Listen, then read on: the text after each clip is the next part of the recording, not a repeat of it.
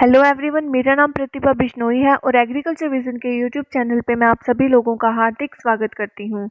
तो आज का जो हमारा सेशन होगा वो 30 क्वेश्चंस का सेट होगा जो कि वेरियस एग्जाम्स में पूछे जाते हैं। तो सबसे पहले मैं आपको बता दूं कि इससे पहले भी हमारी वीडियोस आ चुकी है। अगर आपने उन सभी वीडियोस को नहीं देखा है तो उनका जो लिंक है वो डिस्क्रिप्शन में दिया हुआ है, आप उन्हें वहाँ से भी देख सकते हैं। इसके साथ ही आप हमारे टेलीग्राम के चैनल और जो व्हाट्सएप का ग्रुप है उसे भी ज्वाइन कर सकते हैं और उनका भी जो लिंक है वो डिस्क्रिप्शन में दिया हुआ है। तो चलिए शुरू करते हैं हम हमारे फर्स्ट क्वेश्चन के साथ। निम्न में से कौन सा द्वितीयक खनिज है? तो इसके जो ऑप्शंस है वो है, फर्स्ट ऑप्शन है क्वार्ट्ज, सेकंड ऑप्शन है ऑर्थोक्लेज, थर्ड ऑप्शन है लोमोनाइट और फोर्थ ऑप्शन है एपेटाइट। तो हमें बताना है कि कौन सा जो खनिज है वो सेकेंडरी मिनरल है। तो इसका जो राइट आंसर होगा वो होगा एपेटाइट। ठीक है, तो एपेटाइट एक द्वितीयक खनिज है। अब हम चलते हैं 2 नंबर क्वेश्चन पे। पृथ्वी दिवस आता है तो हमें बताना है कि अर्थ डे हम कब सेलिब्रेट करते हैं। तो इसके ऑप्शन है, फर्स्ट ऑप्शन है 22 अप्रैल, सेकंड ऑप्शन है 11 जुलाई, थर्ड ऑप्शन है 8 सितंबर और फोर्थ ऑप्शन है कोई नहीं। तो जो पृथ्वी दिवस है वो हम 12 अप्रैल को सेलिब्रेट करते हैं। अब हम चलते हैं 3rd नंबर क्वेश्चन पे। निम्न में उच्च अम्लीयता सहनशील फसल है। तो हमें बताना है कि ऐसी कौन सी क्रॉप है जो कि हाई जो एसिडिटी है उसको टॉलरेट कर सकती है। तो इसकी जो ऑप्शंस है वो है, फर्स्ट ऑप्शन है जई, सेकंड ऑप्शन है राई, थर्ड ऑप्शन है ज्वार और फोर्थ ऑप्शन है फूलगोभी। तो जो इसका जो राइट आंसर होगा वो होगा जो राई की फसल है वो उच्च अम्लीयता सहनशील फसल है। अब हम चलते हैं 4 नंबर क्वेश्चन पे। मृदा प्रोफाइल में निक्षालन संस्तर होता है। तो जैसे कि जो मृदा है उसका जो वर्टिकल सेक्शन होता है उसे हम जो सॉइल प्रोफाइल के नाम से जानते हैं। ठीक है, तो उसमें हमें बताना है कि ऐसा कौन सा होरिजन होता है या फिर ऐसा कौन सा संस्तर है जिसमें निक्षालन की प्रोसेस होती है या फिर जिसमें निक्षालन संस्तर होता है। तो अब इसके जो ऑप्शन है वो है, फर्स्ट ऑप्शन है ए संस्तर, सेकंड ऑप्शन है बी संस्तर, थर्ड ऑप्शन है सी संस्तर और फोर्थ ऑप्शन है डी संस्तर। तो इसका जो राइट आंसर होगा वो होगा ए संस्तर। ठीक है, अब हम चलते हैं 5 नंबर क्वेश्चन पे। आयरन पाइराइट में सल्फर की मात्रा प्रतिशत में होती है। तो इसके ऑप्शन है, फर्स्ट ऑप्शन है 18.6%, सेकंड ऑप्शन है 12%, थर्ड ऑप्शन है 22% और फोर्थ ऑप्शन है 24.6%। तो इसका जो राइट आंसर होगा वो होगा जो 22% है। जो आयरन पाइराइट होता है उसमें सल्फर की मात्रा पाई जाती है। अब हम चलते हैं 6 नंबर क्वेश्चन पे और वो है, 0.1 mm से कम व्यास वाले कण हवा के साथ बहुत दूर चले जाना किस प्रकार का अपवर्तन है। तो इसे तो इससे पहले हमें पता होना चाहिए कि अपवर्तन होता क्या है।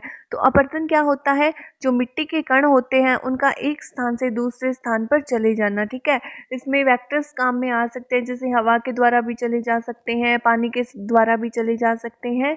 ठीक है, अलग अलग होते हैं। तो अब हमें बताना है कि जो 0.1 mm से कम व्यास वाले कण होते हैं जो हवा के साथ मतलब उनका जो अपवर्तन होता है एक स्थान से दूसरे स्थान पर, तो उस टर्म को हम किस नाम से जानते हैं या फिर उस अपवर्तन को हम कौन सा अपवर्तन बोलते हैं। तो इसके ऑप्शन है, फर्स्ट ऑप्शन है उच्छलन, सेकंड ऑप्शन है निलंबन, थर्ड ऑप्शन है स्तरस्पर्ण और फोर्थ ऑप्शन है अवनालिका। तो इसका जो राइट आंसर होगा वो होगा जो निलंबन है। इस प्रोसेस को हम निलंबन बोलते हैं और इसमें क्या होता है, 0.1 mm से कम व्यास वाले जो कण हैं वो हवा के साथ एक स्थान से दूसरे स्थान पर चले जाते हैं। अब हम चलते हैं 7 नंबर क्वेश्चन पे। रबी की फसलों के लिए उपयुक्त तापमान है। तो जैसे कि आपको पता है कि जो रबी की फसल होती है उसकी बुआई हम करते हैं अक्टूबर नवंबर के अंदर। ठीक है, तो इसमें हमें बताना है कि इनकी ग्रोथ के लिए ऑप्टिमम टेम्परेचर कितना होता है। तो इसके ऑप्शन है, फर्स्ट ऑप्शन है 5 से 10 डिग्री सेल्सियस, सेकंड ऑप्शन है 15 से 20 डिग्री सेल्सियस, थर्ड ऑप्शन है 25 से 30 डिग्री सेल्सियस और फोर्थ ऑप्शन है 35 से 40 डिग्री सेल्सियस। तो इसका जो राइट आंसर होगा वो होगा 25 से 30 डिग्री सेल्सियस जो टेम्परेचर होता है रबी की फसलों के लिए उपयुक्त होता है। अब हम चलते हैं 8 नंबर क्वेश्चन पे। वायुमंडल में कार्बन डाइऑक्साइड की मात्रा पाई जाती है।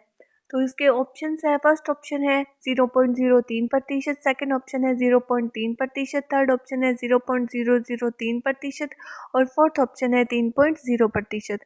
तो जो वायुमंडल में CO2 की मात्रा होती है वो होती है 0.03%। अब हम चलते हैं 9 नंबर क्वेश्चन में। पौधों के लिए सबसे महत्वपूर्ण जल है।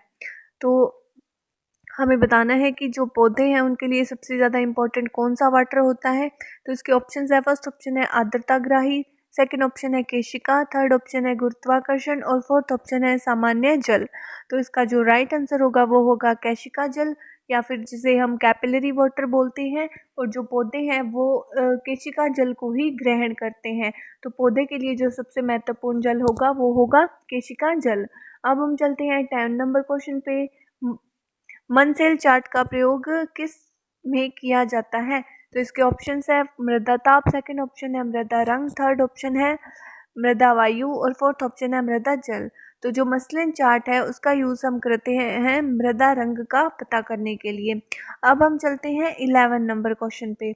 एक समान वायु वाली रेखा कहलाती है।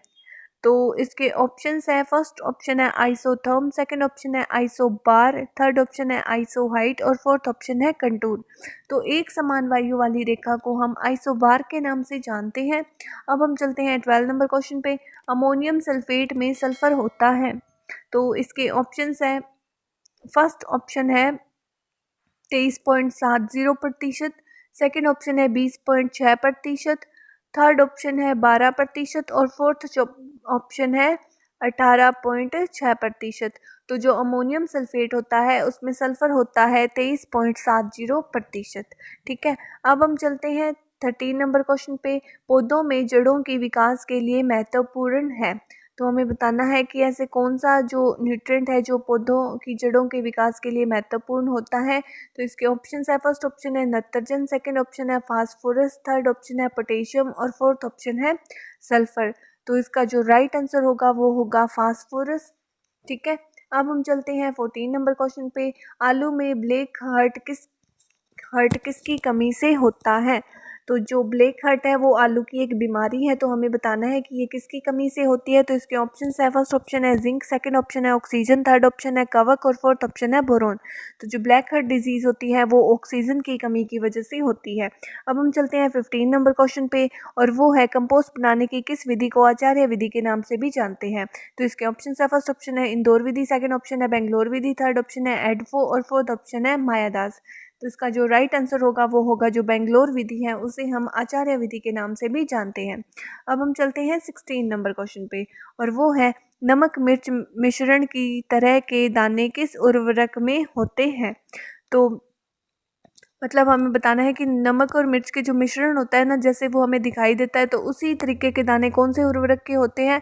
तो इसके ऑप्शन है, फर्स्ट ऑप्शन है सुपर फास्फेट, सेकंड ऑप्शन है पोटेशियम सल्फेट, थर्ड ऑप्शन है म्यूरेट ऑफ पोटाश और फोर्थ ऑप्शन है कोई नहीं। तो इसका जो राइट आंसर होगा वो होगा म्यूरेट ऑफ पोटाश। ठीक है। उसका जो दाने होते हैं वो नमक मिर्च के मिश्रण की तरह दिखाई देते हैं। अब हम चलते हैं 17 नंबर क्वेश्चन पे। एक ही खनिज से मिलकर बनी चट्टान कौन सी है।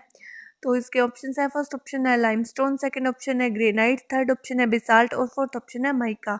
तो इसका जो राइट आंसर होगा वो होगा लाइमस्टोन। जो लाइमस्टोन है वो एक ही प्रकार की जो खनिज है उनसे मिलकर बनी हुई चट्टान है। अब हम चलते हैं 18 नंबर क्वेश्चन पे। पाइराइट में सल्फर की मात्रा होती है। तो इसके ऑप्शन है, फर्स्ट ऑप्शन है 22%, सेकंड ऑप्शन है 18.8%, थर्ड ऑप्शन है 13% और फोर्थ ऑप्शन है 20%।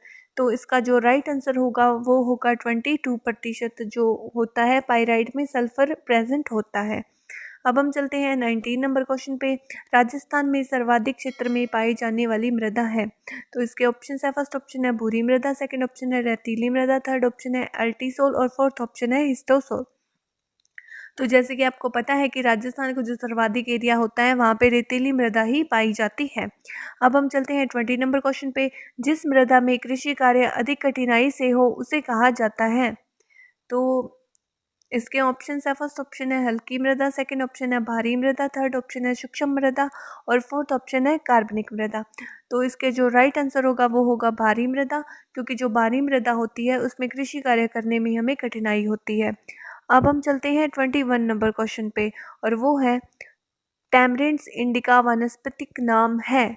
तो इसके ऑप्शन है, फर्स्ट ऑप्शन है अरंडी, सेकंड ऑप्शन है इमली, थर्ड ऑप्शन है जामुन और फोर्थ ऑप्शन है शहतूत। तो इसका जो राइट आंसर होगा वो होगा इमली।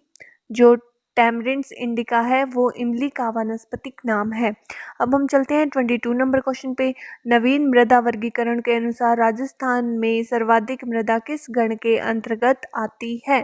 तो इसके ऑप्शन है, फर्स्ट ऑप्शन है एंटीसोल, सेकंड ऑप्शन है एरिडीसोल, थर्ड ऑप्शन है वर्टिसोल और फोर्थ ऑप्शन है इंसेप्टिसोल। तो इसका जो राइट आंसर होगा वो होगा एरिडीसोल।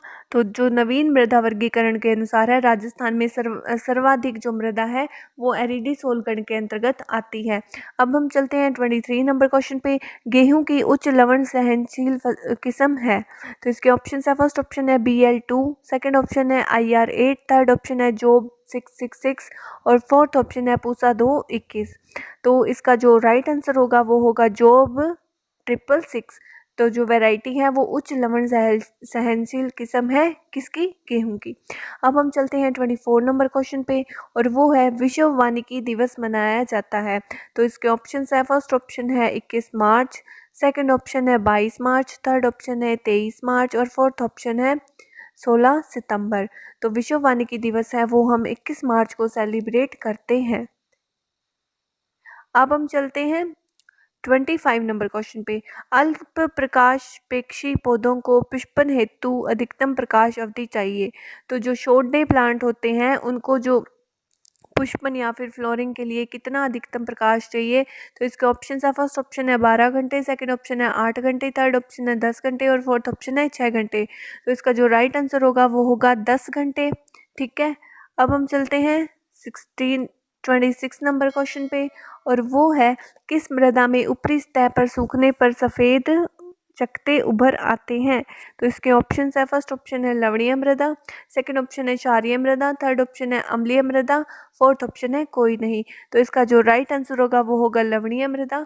तो जो लवणीय मृदा होती है जब उसकी ऊपरी सतह सूख जाती है तो सफ़ेद कलर के उसके ऊपर चकते बन जाते हैं। अब हम चलते हैं 27 नंबर क्वेश्चन पे। मृदा निर्माण व उत्पत्ति से संबंध विज्ञान है। तो इसके ऑप्शन है, फर्स्ट ऑप्शन है डेफोलॉजी, सेकंड ऑप्शन है पेडोलॉजी, थर्ड ऑप्शन है एंटोमोलॉजी और फोर्थ ऑप्शन है जियोलॉजी। तो इसका जो राइट आंसर होगा वो होगा जो पेडोलॉजी है। इसमें मृदा निर्माण व जो उसकी उत्पत्ति है उससे संबंधित हम अध्ययन करते हैं। अब चलते हैं 28 नंबर क्वेश्चन पे। RAU का नाम SKRAU कब किया गया? तो इसके ऑप्शन है, फर्स्ट ऑप्शन है 2007, सेकंड ऑप्शन है 2008, थर्ड ऑप्शन है 2009 और फोर्थ ऑप्शन है 2010। तो इसका जो राइट आंसर होगा वो होगा 2009। तो जो राजस्थान एग्रीकल्चर यूनिवर्सिटी है उसका नाम SKRAU 2009 के अंदर किया गया था। अब हम चलते हैं 29 नंबर क्वेश्चन पे। जिस मृदा की विद्युत चालकता 4 डेसीमीटर से कम हो और pH 8.5 से अधिक हो कहलाती है। ठीक है। तो इसके ऑप्शन है, फर्स्ट ऑप्शन है लवणीय, सेकंड ऑप्शन है क्षारीय, थर्ड ऑप्शन है लवणीय व क्षारीय और फोर्थ ऑप्शन है अम्लीय।